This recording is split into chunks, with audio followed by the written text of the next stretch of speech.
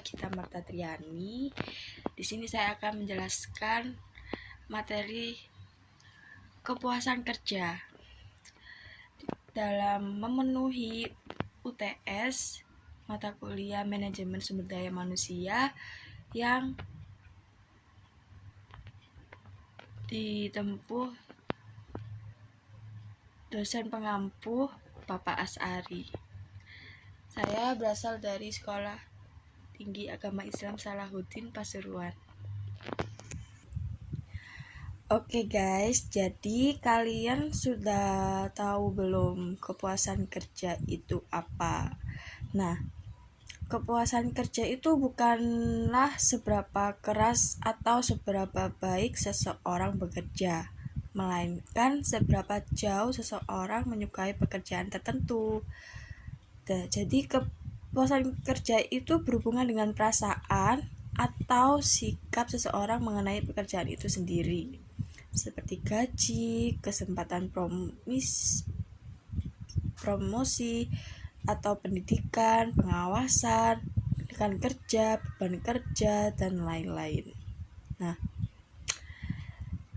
jadi intinya kepuasan kerja itu perasaan dan penilaian seseorang atas pekerjaannya, khusus mengenai kondisi kerjanya dalam hubungannya dengan apakah pekerjaannya mampu memenuhi harapan, kebutuhan, dan keinginannya.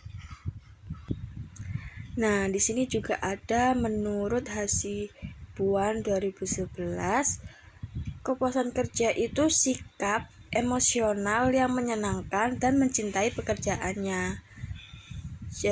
Dan menurut Sunyoto tahun 2012 itu mendefinisikan bahwa kepuasan kerja itu merupakan sifat individual seseorang sehingga memiliki tingkat kepuasan yang berbeda sesuai dengan sistem nilai-nilai yang berlaku pada dirinya.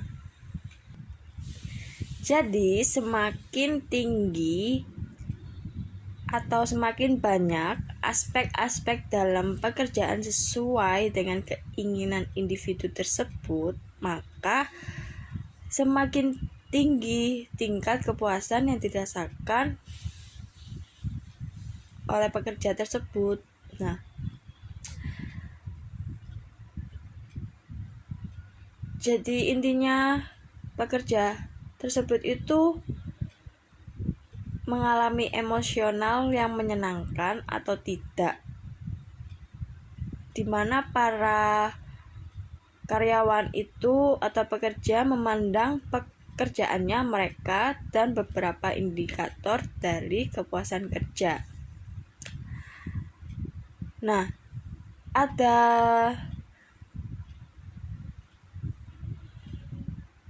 5 indikator kepuasan kerja menurut Hasibuan tahun 2014. Yang pertama itu menyenangi pekerjaannya. Jadi seseorang itu menyenangi pekerjaannya karena ia bisa mengerjakannya. Dan yang kedua itu mencintai pekerjaannya. Ketiga, moral kerja. Keempat, kedisiplinan. Dan yang terakhir itu prestasi kerja. Adapun juga menurut Widodo tahun 2015 bahwa indikator dari kepuasan kerja itu ada 6.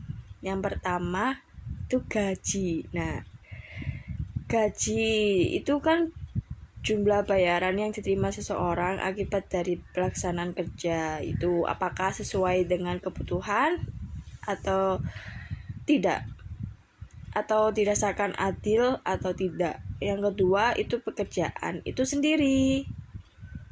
Yang ketiga rekan kerja. Yang keempat atasan. Yang kelima promosi. Dan yang terakhir lingkungan kerja.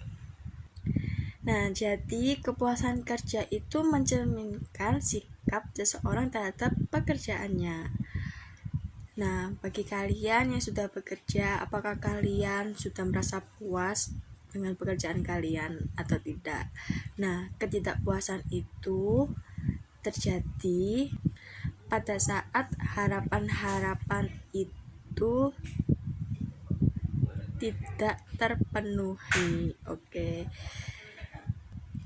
Jadi, si departemen personalia atau pihak manajemen ini harus senantiasa memonitor kepuasan kerja para karyawan karena dapat mempengaruhi tingkat absensi, perputaran tenaga kerja, semangat kerja, keluhan-keluhan dan masalah personalia lainnya. Oke, sekian dari saya. Mohon maaf jika ada salah kata. Wassalamualaikum warahmatullahi wabarakatuh.